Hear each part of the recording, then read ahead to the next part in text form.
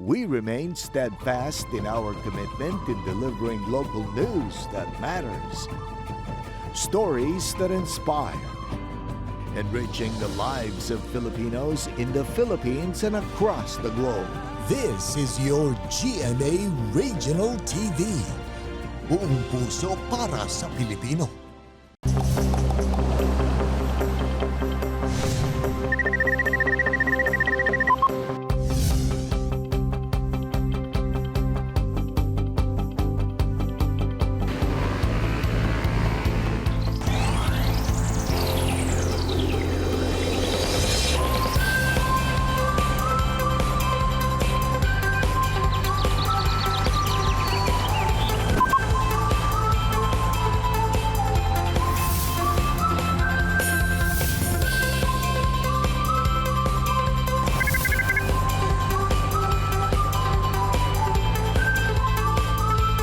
Kini ang At Home with GMA Regional TV. Good morning ug happy Monday mga kapuso all over Mindanao. Bagong semana na po ang atong atubangon nga puno sa paglaom ug inspirasyon. Diba Attorney Resi? Good morning ug kamusta? I'm feeling great, Sai. Good morning. I'm sure atong mga kapuso sab feeling energized na karong buntaga, hilabi na nga nakapag-recharge ta kitang tanan sa nilabayng adlaw. Ug karon mga kapuso, ready na tang tanan na sugdan ang atuang morning nga malipayon. Bueno mano, this week mga kapuso atong makauban ang Cagayanon Beauty Queen nga naghatag og dungog sa Pilipinas. Ang bag-uhay lang nga gikoronahan isip Miss Intercontinental 2021 nga si Miss Cindy Obiñita. What a beautiful morning, gayud Sai! Ug mga kapuso, patupod karon ang mga dried flowers na alternatives sa mga fresh flower arrangements. Busa kanang buntaga sayro nato kung paunsa kini ginabuhat kauban ang Davaoenya na si Denise Tan. Ug sa best of mga kapuso ato makachikahan si kapuso artist Kylene Alcantara. Maayong buntag Kylene and welcome back dito sa At Home with GMA Regional TV. Well, it's been a long time since we last have you here in Mindanao. Kamusta ka na? Maayong buntag din po sa inyo. Okay naman po. Cute pa rin naman po ako. Yun ka. Ganda ka pa rin, as always. Thank you ha. Thank you at pinabigyan mo ulit kami dito, Kai. Nako, apart from taping ka, ano bang pinagkakabalahan mo ngayon sa, at home? Well, Zoom meetings po, Zoom interviews, and my new esports team, Astra Luna Esport, dahil gumaganda na po at lumalaki na din yung industriya ng gaming industry. So, yeah. Yun naman po yung pinagkakabalan ko ngayon. And, my YouTube channel! Wow! Yeah. Meron kang bagong teleserye ngayon, I Left My Heart in Sorsogon. What was the most fun and exciting experience mo while taping for the show? Fun and exciting experiences. Syempre po, yung unang time na nagkita-kita kami ng cast personally. Kasi yun talaga yung parang, syempre at first medyo kapakapaan pa sa isa't isa, pero nung mas tumagal na yung pagtitaping namin, lalong-lalo na sa Sorsogon, na ang apakaganda ng lugar, naging komportable kami kapag day off, nakakapag-bonding din naman kami, and of course, offset, nakakapag-usap-usap si Ate Heart. She's giving me advices about my contents in social media. And si Kuya Pao, syempre as usual, nakakatawa talaga siya. And si Tito Richard actually yung pinaka nakakagulat sa lahat kasi he's really mysterious. So, I don't know if I should approach him or I should just like, hello po. Hindi ko alam. Well, with Mavi naman, we're friends ever since eh. So, hindi na kailangan ng icebreaker kasi matagal nang na-break yung ice. Oh, that's nice. At may mga tanong kami dyan. But bago yan, ako Kai, can you relate naman muna to us? Introduce us, ano yung character mo dito sa I Left My Heart in Sorsogon? Tiffany, she's been extricated from the ugly side of life. To explain it a little bit more simple, she's sheltered. So, may mga ibang sheltered na bata like Tiffany na they're naive. Of course, they're young. I'm young. And then, and marami pa silang hindi alam sa buhay. And hindi gets si Tiffany yung reality of loving responsibility ng both individuals when they're in a relationship. And throughout the series, makikita nyo talaga yung character development ni Tiffany. And magiging cognizant siya in a way. She will be more mindful about things, about the reality of life. And yun yung dapat yung abangan. And syempre matututunan din ni Tiffany yung totoong pagmamahal. Ay, speaking of pagmamahal. Ngayon pa lang kinikilig na kami kina Tiff tsaka kay Basti. Ano nga ba daw ang real score sa inyong dalawa? Ano ba mga na-discover mo naman dito kay Mavi? While taping for I Left My Heart in Sorsogon. I discovered kay Mavi yung determination niya when it comes to his craft. And yung fire inside him. Like you can really see na parang, okay, if hindi ako magaling dito, I will work harder para maging magaling ako dyan or matutunan ko yan. Yun yung na-amaze ako kay Mav kasi he's not a beginner sa showbiz industry, pero sa mga teleserye, he's kind of a beginner. So, and happy din naman ako kay Mav kasi open siya sa mga constructive criticism na natatanggap niya. Imbitahan natin lahat ng ating mga kapuso dito sa Mindanao na abangan ng I Left My Heart in Sorsogon. At the same time, mensahe mo na rin para sa lahat ng ating mga kapuso. Okay, hello to all of my songflowers out there, and syempre, hello din sa lahat ng mga kapuso out there. Sana po abangan niyo po ang I Left My Heart in Sorsogon sa GMA Teletapat with Miss Heart Evangelista, Mr. Richard Yap, and Mr. Paolo Contis. And of course, my ka-love team, Mr. Mavi Ligaspian. And ang mensahe ko po sa inyo lahat, sana nag-ingat po kayo palagi, lalo na ngayon ng pandemic. So, I hope to see all of you again. Sana makapag-mall show ulit. Oh gosh, I really miss mall show. And yeah, thank you so much for watching this. Thank you very much, Kai. Maraming salamat once more and for sharing with us your new milestone dito sa I Left My Heart in Sorsogon. Stay safe! Thank you! Tutok lang mo mga kapuso kay mabalik pa ang At Home with GMA Regional TV. Kini ang At Home with GMA Regional TV.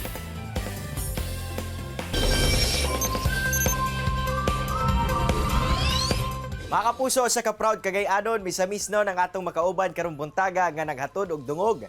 Dili lamang sa Mindanao apan sa tibuok nasod.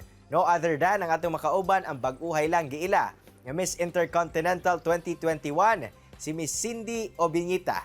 Miss Cindy, good morning and welcome sa At Home with GMA Regional TV. Kamusta ba ang reyna karon? Good morning, Sai. Good morning sa itong mga kapuso all over Mindanao, sa akong mga kababayan sa Cagayan de Oro ug Misamis Oriental. Finally, we're back home and happy kay ko to share with you ang akong journey sa Miss Intercontinental. Cindy, dakong garbo gayod ang imuhang gihatag ngadto sa Mindanao tungod sa imuhang kadaugan ning bag-o lang. Pero kamusta ba? Nag-sink in na ba nimo ang kadaugan isip Miss Intercontinental 2021? Well, gahinay-hinay na siya sink in. Sai, kay medyo taas-taas na po ng panahon since na-crown taas Miss Intercontinental. And grabe ang experiences, rewarding kaayo, worth it, ang tanan kahago, ang sakripisyo. And mapasalamaton kay ko sa inyuhang tanan gyud nga wala gyud ni undang og support bisan og tuod man na kadlawon or dili same ang time sa Philippines ug Egypt sa among mga pre-pageant activities like the national costume swimsuit competition. Most of the time gabi siya or kadlawon sa Pilipinas. Pero mata ang atong mga misamis mga Cagayanons, and grabe padayon ang ilang pag-post sa social media, sa akong family, daghan kaayong salamat sa inyo. Atong isgutan ang imuhang Miss Intercontinental journey, Cindy. Unsa-unsa ba ang inyuhang gipanghimo sa Egypt during the competition? Unsa ba ang imuhang ginabati? Ug sa inyong gipanghimo, unsa imong maingon nga paborito nimo? Grabe, akong mood all throughout the pageant, positive lang gyud, Sai. Yes, daghan kaayo mighimo nga activities, Sai, and more on of course understanding the culture, Kay, di ba, 71 candidates, we all have different culture, different backgrounds, we speak different languages. And I think ang pinaka-favorite yun ako nga part is, of course, no, I was able to experience Egyptian hospitality nga very similar sa mga Filipinos. Kay sila po dito, pag mudawat sila og guest, very genuine, very accommodating. Yes, very warm. And sa ako pong mga Queen sisters, di ba ginaingon nila nga pag international competition, most of the candidates from the different side of the world kay mga maldita, mga suplada. But I have a first-hand experience of these queens nga grabe gid sila ka-approachable, ng mga buutan, mga palanggaon. So, grateful kay ko for the experience as well. Nga naagyod, no, strong among bond, among friendship, among sisterhood. Hilabi na sa akong mga Asian queen sisters. Cindy, usap-usapan karon ang imuhang nahimong tubag sa Q&A segment sa maong kompetisyon. Kung asa imuhang gibarugan nga dili kinahanglan kahibaw ang mudaog sa lingwaheng Ingles. Ngano kani ang imuhang tubag ug kini bagayod ang imuhang gituhuan? Definitely, say, katugid ko nga dili basihan ang language nga imuhang gi-speak, no, sa imuhang matabang for the organization, for the people around you. Kay ang English language, it can be learned. It can be learned as you continue your reign. So dili gid siya hindrance on what you can do. Kay dili gid nato i-base lang sa ato ang kapasidad, no, sa pagstorya, kay naman tayo mabuhat through our actions, through our gestures. So I think that's what's most important, nga we would be able to touch lives sa atong communities. During the final moments sa competition, labi na katong duha na lang mo ni Miss Mexico. Unsa ba ang dagan sa imong hunahuna niadtong tungura? Naglaom ba ka nga mudaog gayud? You know what, Sai? Kato palang pagtawag sa Asia and Oceania. Contented na kayo ko. Oo. As you can see sa atong mga videos, reaction videos, I was really crying, no? Nga ako ang natawag for Asia. Kay grabe ang competition sa Asian countries. Like, we have Thailand, Indonesia, Malaysia. Katong upat, no? Nag-excel gito sa mga pre-pageant activities and gihatag sa Miss Intercon sa ato ang spot for Asia. So, very grateful. Katong kami na lang duha ni Miss Mexico, I said to myself nga, possible gid pod kaayo na si Miss Mexico ang mudaog. Kay, I think dili lang pod basihan ang Q&A, and she really performed well sa mga pre-pageant activities. So, we were both really praying hard nga mahatag sa ato ang crown, and hopefully good na align ang stars for the Philippines, and yes, second Filipina Miss Intercontinental crown. Karon isip ikaw na ang Miss Intercontinental 2021, unsa-unsa pa ba ang mga butang nga angay atangan sa atong mga kapuso gikan kanimo? Unsa ang mga advokasya nga imuha gayong pagatutukan? I have been working on this advocacy side for quite a long time. We have Crown CDO, it is Cervical Cancer Prevention and Awareness Circles. So we will strengthen it since nalatay dako kaayo nga platform. We have the Miss Intercontinental platform. Dako ang atong influence, daghan tag makita ang mga sponsors, partners, para mas matagaan nato, no, og importansya atong advokasya on health and wellness of the women across the continent. So we will work on that. And aside from that, we will be traveling around the world for our workshops, mga seminars with the girls, with aspiring beauty queens, and napod tayo mga judging and hopefully hosting stints. Kabalo ka, Cindy, sama sa imong pangalan, Cinderella story gayod ang nahitabo sa imuha gikan sa wildcard ug karon nadaog gayod nimo ang corona. Aduna ka bay advice o tips ngadto sa mga aspiring beauty queens pod nga naglantaw karong buntaga? Yeah, so ang only advice to aspiring beauty queens who are siguro still studying right now is to really read, no? Read up a lot, because that would be your best weapon in the pageant industry. And also be relentless in the pursuit of your dreams. Siguro na akay challenges along the way, na ay bumps along the way, but never give up. And always try hard, work harder, and surround yourself with good, kind-hearted people because they will always help you along the way. Daghang salamat Miss Intercontinental 2021 Cindy Obinita sa imong oras kay gihatag dinhi sa At Home GMA Regional TV. Padayon sa imong karera ug paglambo. Thank you so much, Sai. Thank you sa atong mga kapuso across the continents. Mga kapuso, chillax lang mo kay mo balik pa ang At Home GMA Regional TV. Kini ang At Home with GMA Regional TV.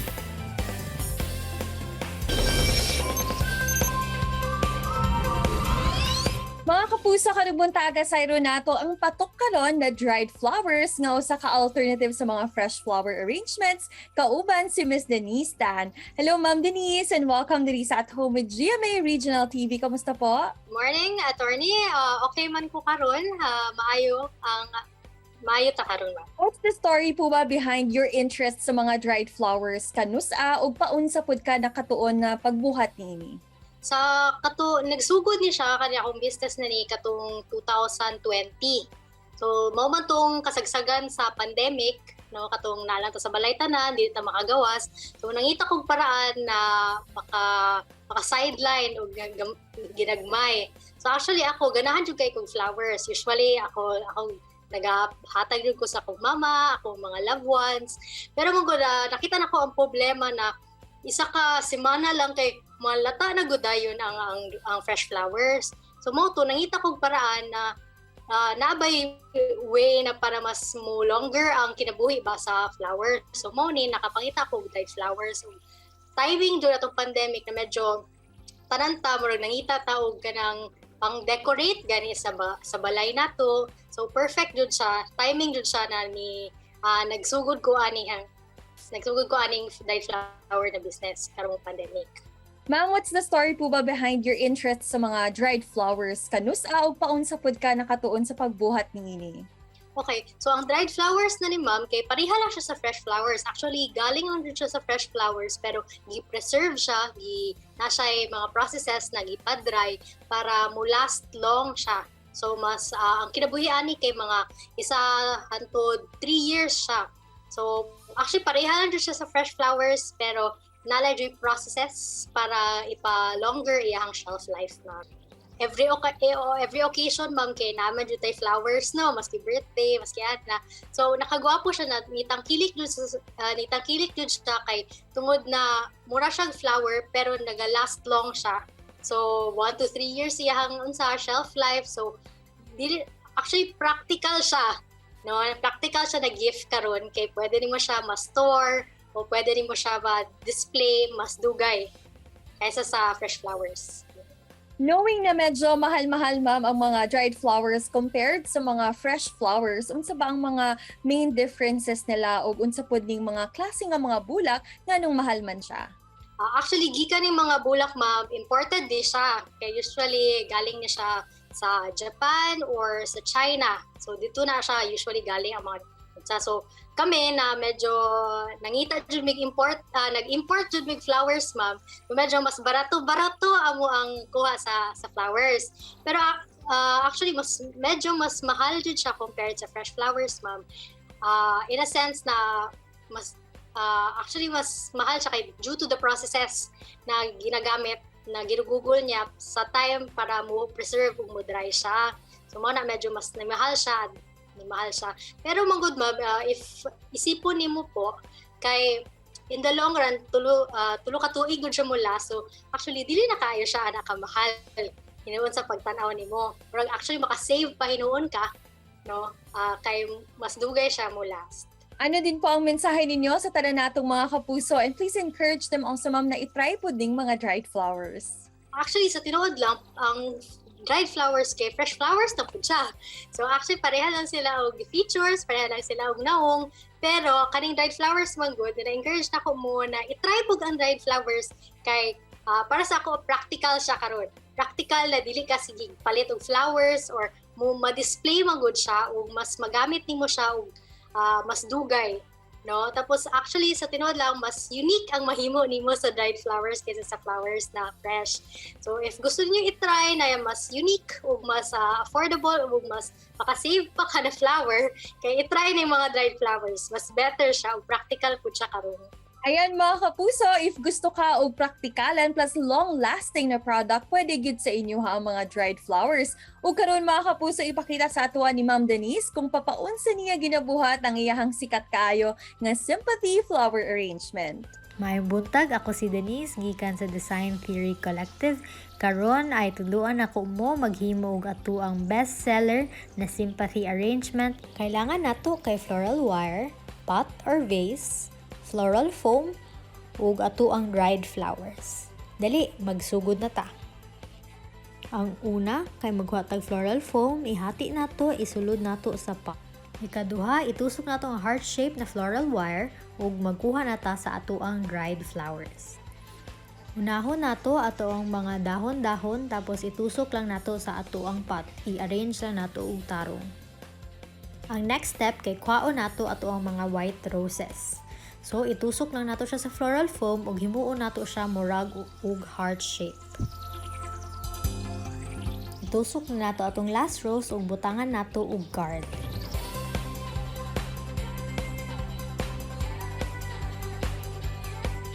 Mauna ni ato ang final product. Para sa additional touch, mas gwapo kung butangan nato og ribbon para mas gwapa siya.